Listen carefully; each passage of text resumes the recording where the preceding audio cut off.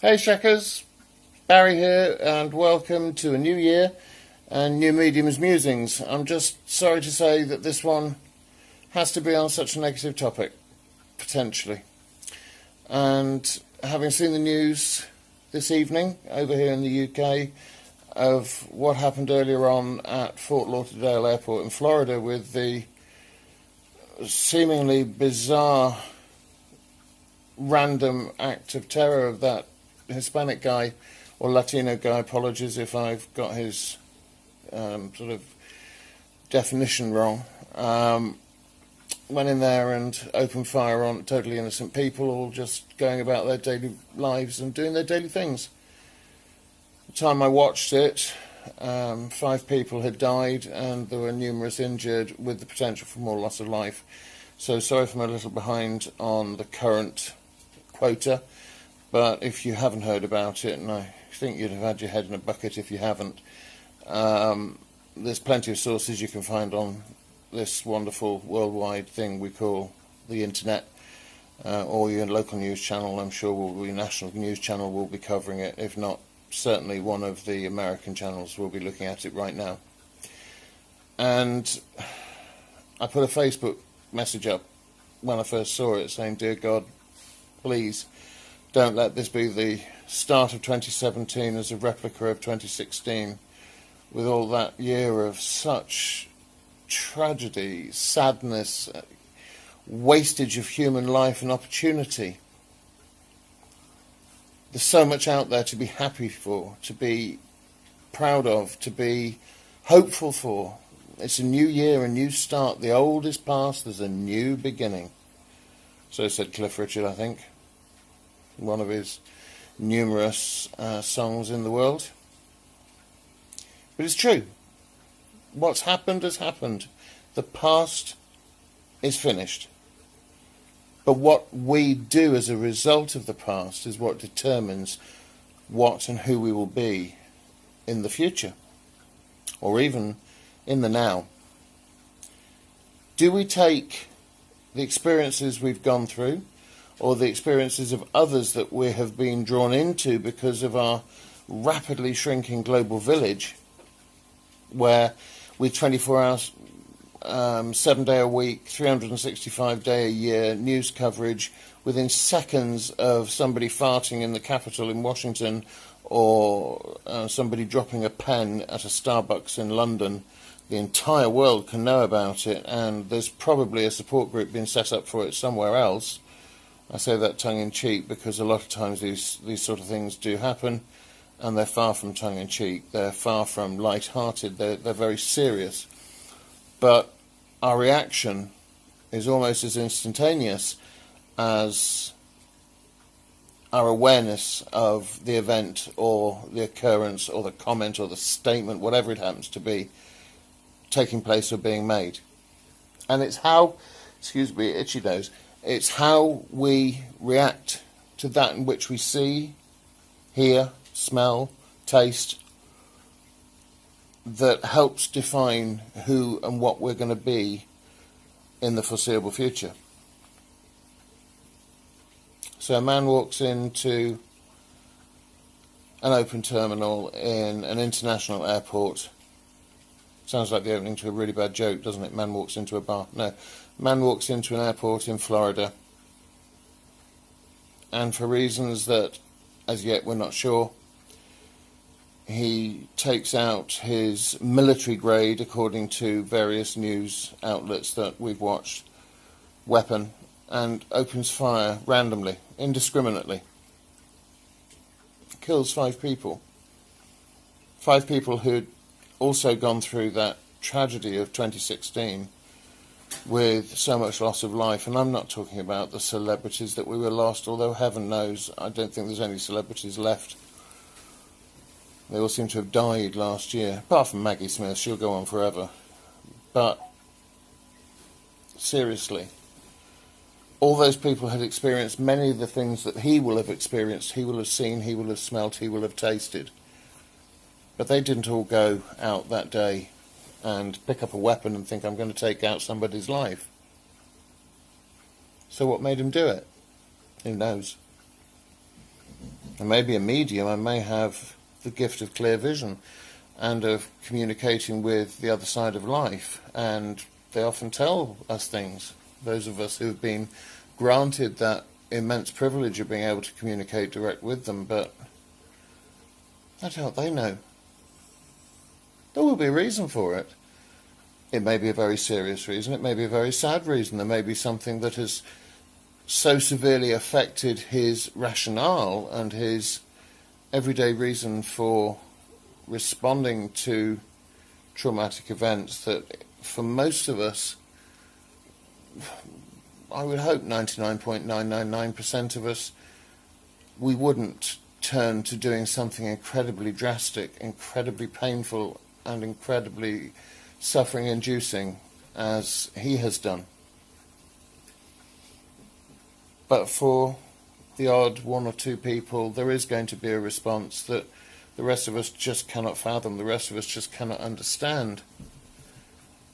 And who are we to make a judgment as to why that has happened? We can surmise, we can have a guess.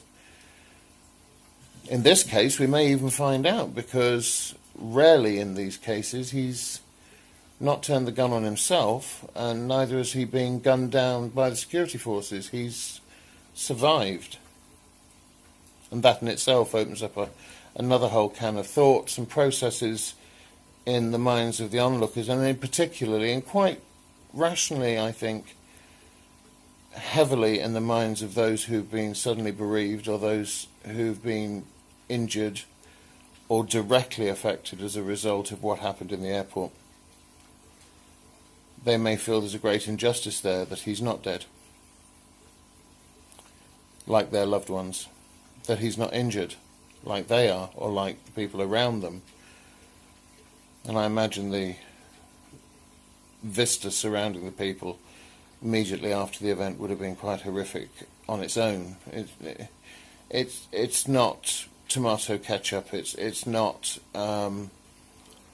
theatre or film studio production fake blood, it's real blood pouring out of real wounds. And there's an imagery there, because the wound can be healed. We are very, very blessed in the 21st century that we have made so many advances in medical science that if the injured person is reached in a sensible amount of time, they will stand a very good chance of surviving their injuries, and they will recover from their physical injuries. Their bodies will heal and their bodies will move on. But will their brains, will their mental self, will their psyche, will their spirit and their soul find it as easy to heal and move on? And there, my friends, is the issue that is at the crux of what I want to say to you tonight. Yes, our bodies will heal. Our bodies can heal. Our bodies may heal.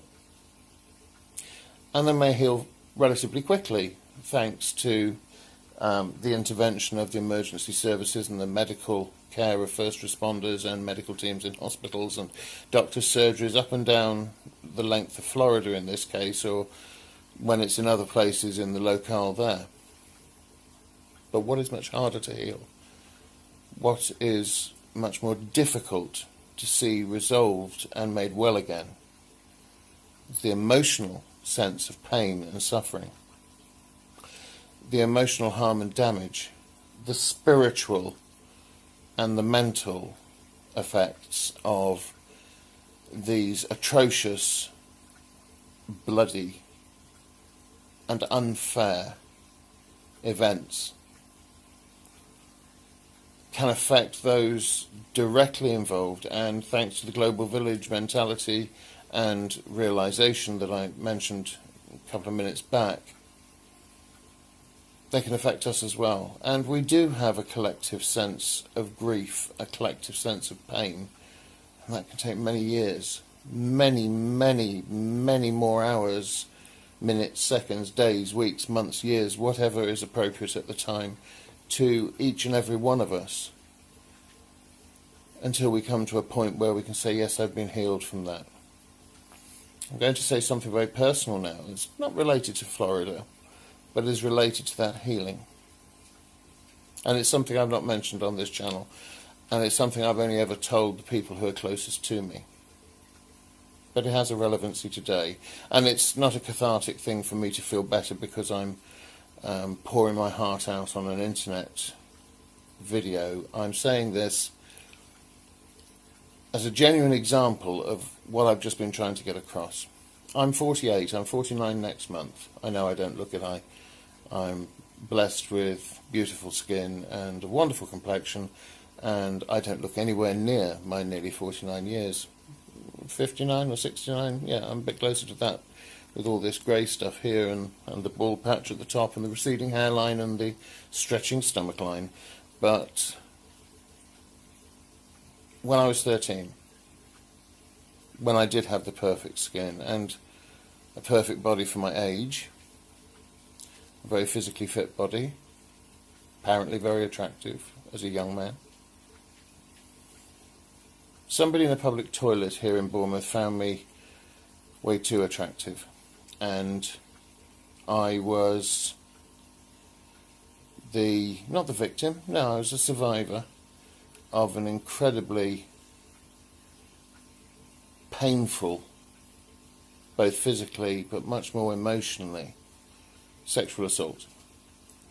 The man concerned, the person who inflicted this upon me repeatedly over the space of 3 hours, I subsequently found out a number of years later was, and to the best of my knowledge probably still is, a priest in holy orders in the Anglican Church, the Church of England. I can hear those of you in the Vatican go, it's not us this time. Doesn't matter. What this individual did to me has stayed with me for 35 and a half years now. And I have spent my adult years in a caring profession as a nurse, working with people with mental health issues. Pastorally, I have worked as a medium, as a minister, a priest, and a bishop in a more conventional church background, where I've spent the vast majority of that time ministering to the needs of people like me who've gone through traumatic experiences. Maybe not exactly the same, well, definitely not exactly the same, but maybe similar, something to do with sexual abuse or physical trauma, or something emotional, but something that has caused immense harm. And throughout that 35 and a half years, I have never once received the counselling or the pastoral support that I've willingly given to other people for my own needs, because of the way in which our mental health care provision in this country is so dramatically overstretched, under-resourced and understaffed. I've never quite got to the front of the queue. And it's been a dark, dark journey, because I've had to learn to box and cox away. Those of you who've been in the military will understand that phrase, but basically tidying up your own mess, if you like, of your personal life, putting it in a box and hiding it away in a cupboard in the back of your mind, forgetting it's there and trying to get on with your life. And it's caused me pain, and it's caused me damage. Damaged goods. But I've tried to go through that and to turn my personal pain, my suffering and my discomfort to good use. Because by experience and by training, I'm very proud of the fact that I've been able to help other people who've gone through similar experiences, or who have gone through something so emotionally painful that they can't cope with it and they can't deal with it. And rather than them boxing it away and forgetting it's there, or trying to fool themselves into thinking it's not there anymore, I've helped them to unpack it and to deal with it. And hopefully I've helped people to find a sense of peace and success as a result of my involvement in their care provision. But there comes a time, you know, where, for me, it's now, I have to take that box out from where it's in a very dusty corner at the back of a very deep and personally painful cupboard in my mind and in my soul. And I have to deal with it, because I'm not going to be of any good to anybody until I do finally deal with it. And I'm not going to be able to enjoy the prosperity that my life, like everybody else's, deserves until I've got rid of that rubbish and that clutter and been able to let it go.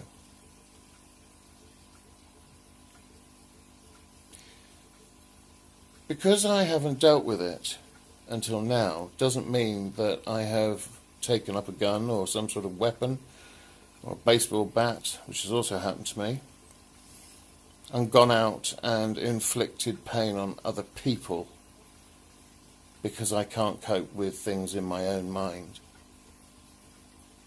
And I'm very proud that I have the self-control and that I have the ability not to have let that happen. I'm going to leave you with a weird one tonight. We don't know why the gunman opened fire in Florida any more than we really know. We know who was behind him, who pushed his buttons to make the driver of the lorry in the German market just before Christmas cause such devastation and massacre of innocent people. We don't truly know what was in the head or heads of those boys who massacred at Columbine, or of the terrorists who hijacked the planes in 9/11, or, if you're a conspiracy theorist, the people in the American government who created this terrible event just to try and put fear into people's minds. I'm not belittling those thoughts, because I think there's possibly an element of truth, but that's for another day. We can't know what made Hitler unleash the most unholy, hate-filled, vile, despicable attempt to obliterate and erase from history the Jewish people in the Holocaust. Now, I don't want to leave you thinking that I'm saying these things because we have to forgive Hitler, or we have to forgive al-Megrahi for what he did in Lockerbie, or we have to forgive Thomas Henderson, I think his surname was, for the massacre in just outside Newbury, where he went with a shotgun and shot all the children. These are ones in the UK. Or the people at Columbine, or the people in Sandy Hook, or the leaders of the Syrian government, or the people who ran the pogroms, or the people who have, in their own various ways, in different places, in different parts of time, inflicted pain and suffering on random strangers. We can find publicly acceptable reasons as to why their buttons were pushed, the phrase I used for the 9/11 atrocities, by those powerful and insidious people in the background, in the shadows. Sorry, this is a weird sound in the background. John is pouring us a drink, if you can hear it. We can understand to a degree how people get groomed to be violent, antitheses of their known natures. How many parents have we seen of carpet bombers or suicide terrorists whose families have come on TV and the mothers and the fathers saying, he or she, no, we never knew this existed in their minds. They must have had their brains twisted. They must have been controlled and taken over. They've been groomed to do this. Somebody has brainwashed them. It's not my son, it's not my daughter, it's not the person I've known and loved all these 18, 20, in the case of the little boy in Berlin at Christmas time, for his 12 years. My son has been a fount of virtue. My daughter has been doing her charity work and her teaching of children with disabilities and all these wonderful things, and then all of a sudden they turn into this monster that I don't recognise. Well, yes, that's down to people who've managed to take hold of them and pull the cord on those boxes, often, that have been locked away. Their own personal pain, their suffering, their anxiety, their frustration, their sorrow, their lack of understanding as to why me, why did these things happen to me. For 35 and a half years, there hasn't been a day gone by where I haven't, from more recently, an academic perspective, looked at my experience as an abusee as a child. Victim, if you like. I prefer the word survivor. And I think most of us, or most of you out there who've experienced similar, would agree that survivor is a much stronger and more powerful word than victim. I've tried to look and see if there's any justification for what happened to me because of my actions on the night. Did I go looking for it? No, of course I didn't. Who goes looking for somebody to rape them? Who goes looking for somebody to bring you into the world as a parent, then lock you in a cellar and forcibly rape you from the age of 4, impregnate you so that you fall pregnant with your own brother or sister as a fetus growing inside you, in a room with no windows, being fed gruel and water or whatever base vileness that people like Fritzl did to his own children, his own grandchildren. Of course nobody goes looking for that. It would be a pretty warped mind if we did. But when we look at the people who commit these acts of terror, when we look at the souls behind the physical image of the person we see, be it Hitler, be it al-Megrahi, be it the guy tonight in Fort Lauderdale, whose name is still eluding me, but it's now 1:15 in the morning and I'm very, very tired and it just will not come into my mind, I'm afraid. How can we know or begin to understand what the contents of their boxes are?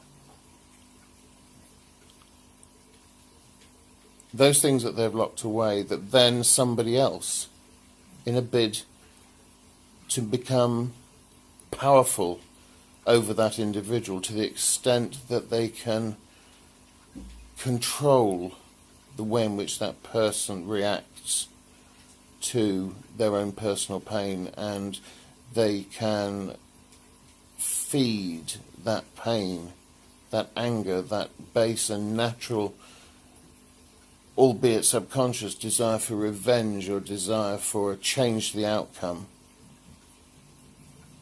and turn them from an otherwise loving, positive, proactive member of society, a loving wife, a devoted husband,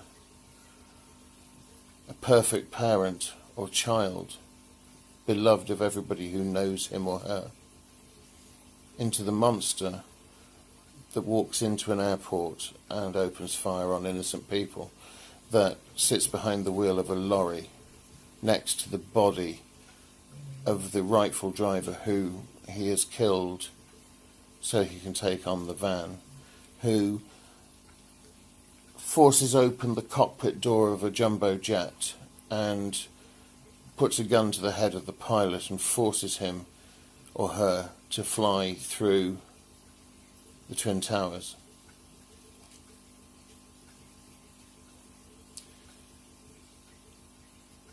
So how do we change this? There is no easy answer. I think one of the biggest things we can do is to teach ourselves, and in teaching ourselves to show by example to our fellow brothers and sisters across the surface of this planet, to have pride and value in who we are, to accept that some of the bad things in our past were out of our control, that we are neither responsible for them, nor should seek some form of wild and utterly unbalanced, revengeful solution to the grief we have. That we need to openly take on our circumstances, and through the help of others if necessary, or through self-evaluation, through meditation, through progressive practicing of positive personal CBT, even if necessary through medication and through chemical coshing, in a way, of those base and negative instincts. We learn to cope, to accept, to forgive, and to move on. All of those are very simple words to understand, or very simple actions to understand, apart from positively and possibly to forgive. How do you forgive somebody who violates your own personal space and your own personal humanity to the core of your soul? That, my friend, is only something that you can ultimately determine. But there are plenty of techniques, there are plenty of groups, there are plenty of support networks, and there are plenty of people like me, and, well, there's plenty of people a lot better than me, I will say, who can offer you counselling, guidance, and ways through that. But more importantly, how do we learn to forgive ourselves? Because in those boxes that we have sealed up, wrapped in brown paper and string, in imagery at least, bubble wrapped, dipped in concrete, wrapped in a lead box, and secured with so many locks that even we can't find our way back into them when we have to, sometimes, from an emotional or an etheric level. We need to learn to forgive ourselves as well. There's a 4-line mantra that I found recently that I want to leave you with on this one. And I hope it will help you if you have ever been in one of those situations. The first one is, I love you.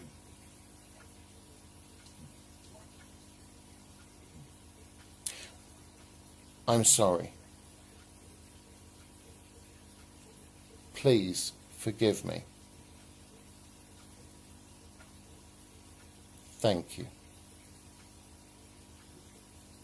We say that to ourselves every time we find it hard to deal with those negative influences, and they've helped me calm down from very anxious situations where I've been feeling so low and so bereft in times in my life that I just don't understand, where I'm seeing irrational things happening.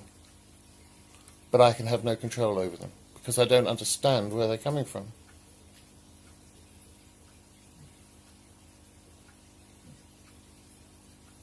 So I tell myself that I love myself. And I mean it. I do love myself. Because until I love myself, how can I expect anybody else to love me? And indeed, how can I love anybody else? So I love myself. Not in an egocentric or power-hungry way of saying I'm perfect, because I'm far from it, but just that gentle self-hug and that self-evaluation that I am worthy of love. That love comes from me first, from within, from the Christos in me, that divine spark that makes me who I am, part of God, part of humanity, wholly of myself. Holy with a W, by the way. So I love myself, but I talk to myself in the third person. Some say it's a sign of madness. I think it's a sign of realization, self-actualization,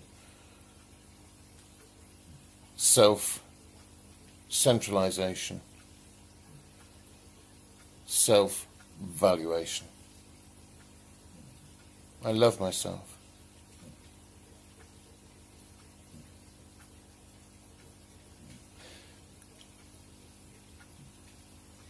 And then I tell myself I'm sorry. I'm sorry for all the hurt I've caused myself, because a lot of it has only been down to me, where I failed in something and beat myself up about it so much. This isn't a panacea that suddenly you say it once and everything is all right forever, by the way. This is something that constantly has to be worked at and has to be developed, and we have to come to understand and value ourselves, and there is the bottom message of what I want to give you tonight following this atrocious attack in Florida. Perhaps if he'd used this mantra, he may never have got that gun, he may never have pulled the trigger. Because in doing so, ultimately, though he has caused pain, distress, discomfort, hurt, anger, resentment and hatred to many, many people, person who's hurt the most, and this is a contentious thing, but I stand by it, is himself. Because until he learns, he's going to keep going through this again and again and again. By God's grace and with God's divine spark within him, I pray it won't be executed onto other people. But nevertheless, he's going to have to relive the lesson until he's learnt it, for his own good. So I love myself. I apologize to myself. And then I forgive myself for all my self-limiting actions or failure to act at appropriate times and in appropriate ways. Ways that may have hurt other people that I have to go and apologize to them for and ask and crave and beg and indulge them for their forgiveness. And that is something that's out of my hand, and it's a very hard thing to do, believe me, to go to somebody and say, please forgive me, I am so sorry. And if you ever try to do it and mean it, you know how hard it is. Now multiply that difficulty 1,000 or 10,000-fold and learn to love, thank and forgive yourself. And thereby I've just jumped ahead of myself. Love, apology,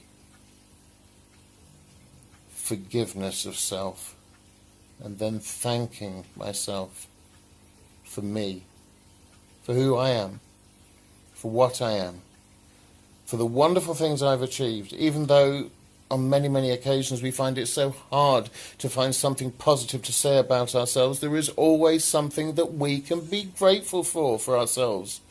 The fact that we got out of bed today, that we managed to put our socks on in the right order. The fact that we remembered to breathe, that we brushed our teeth, that we combed our hair, if we've got anything worth combing, of course, that we washed ourselves, that we fed ourselves, be that washing with water, or washing with hope, feeding with food, or feeding with knowledge. We should thank ourselves. So try it with me now.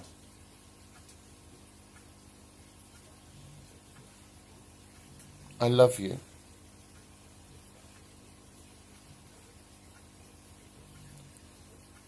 I'm sorry. Please forgive me. Thank you.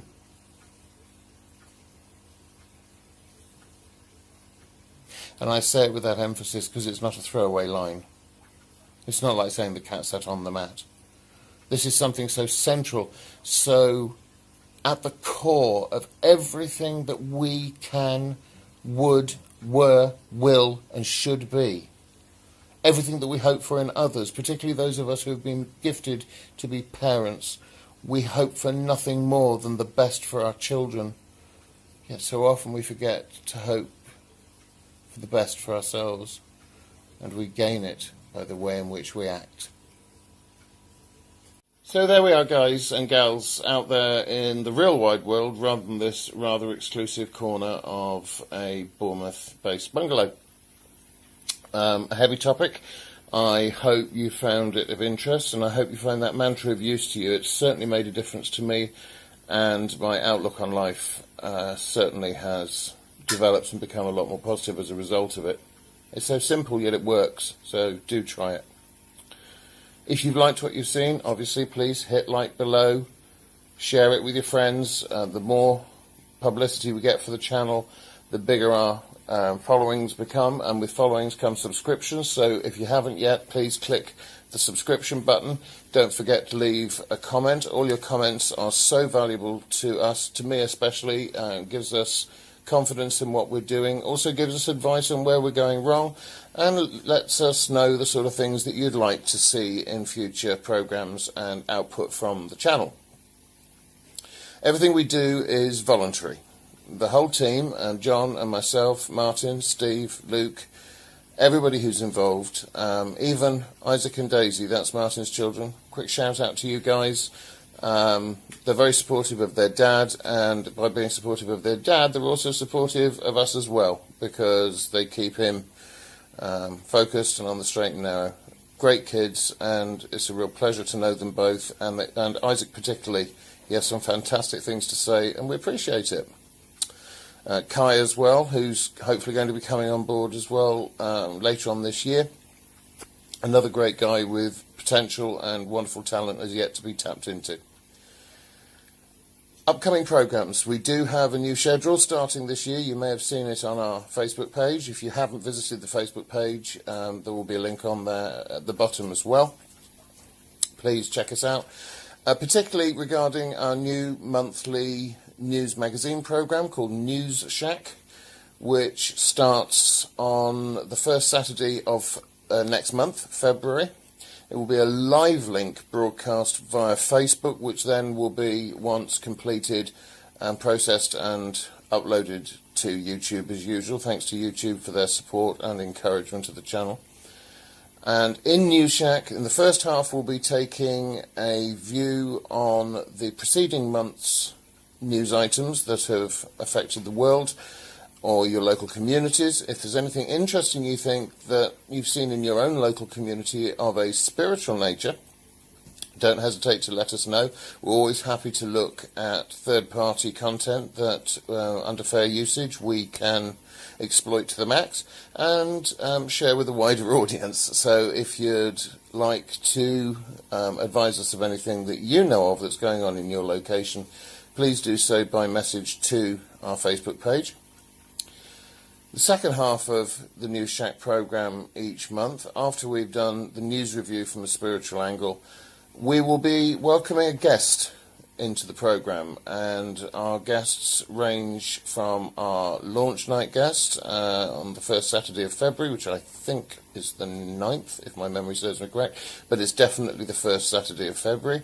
That's the Huffington Post commentator and spiritual spiritual authoress and writer and public speaker, the fabulous Jenny Mannion, and she is going to be talking about her spiritual journey and then answering your questions and answers. So make sure you bookmark and diarise that launch night, and every other first Saturday of the month for the rest of the year. We have some fantastic guests lined up, including Ken Morris from his internet psychic radio show. Link will appear below. The Reverend Shane Anderson from Australia. G'day, Cobber. He's got a fantastic outreach ministry down there to the people of Australia in his local and wider community. Some wonderful clergy out there who are doing some great work. And again, a link will appear for him. We also are looking forward very much to welcoming Liam Pineiro, who I'm sure those of you who are followers of the vlogging world will already be aware of. He's become a very good friend of John's and mine in a very short period of time. A fantastic vlogger. If you've not seen his output, well, you've missed something special. So go and check out his page on YouTube. Link is below. In fact, I think there'll be more link than there is video this time. And everybody else who is going to appear will be announced via our Facebook page or Twitter or LinkedIn. Final thanks go to John for his continued support. Do check out his channel. He's back up and running doing his reviews of computer games. Borderline John. Yep, you know, that's it. There's a link to his page at the bottom of this one as well. And also huge thanks to Mr. Coconut, Neil Davies, and there's a link below for him as well, to his page and the work he does. And we want to say a huge thank you to him for the fantastic opening and occasional closing credits that we now have, that you'll have seen at the start of this film. This is the first one that we've used the introduction on, and he's done a fantastic job. And we're very grateful to him for his ongoing support to both us here at Spirit Shack and to John at Borderline John. So do check out his work, and if you can put some business or work his way, I'm sure he'd be grateful to hear from you. Fantastic and very generous guy, and thanks, Neil. You've done us a great service. So that about wraps it up. We've got to run off now. It's 25 to 5 in the morning. That's why when I took my glasses off I looked and probably sounded half cut. I'm very tired, but we're in the process this weekend of opening John and my third antique shop in the Bournemouth area, Arc Antiques, Retro and Collectibles. You're welcome to look at that. I'm not going to put a link to it on the bottom because there won't be room for the film. If I do, it'll tip off the edge. But you can certainly find it through my Facebook page, through John's Facebook page, and there's links all over the place to that. And anybody who is visiting the Bournemouth area is welcome to pop in, have a coffee. We also do readings. I'm back to doing my original work as a spiritual reader. They will be done on weekends in the shop unit, which is situated in the Zervo Flexi Village in the Sovereign Centre in Boscombe. Bookings must be in advance, so if you do want to have a reading with me, or if you'd like to come and have some healing from John and myself, you are very welcome. Just get in touch with us by the various and many ways in which you can on this great global connection tool we've got called the Internet. And until we speak to you again, have a great day, have a great week, a fantastic year, even more marvellous life, and whatever you're doing, wherever you are, stay safe and be blessed. Namaste.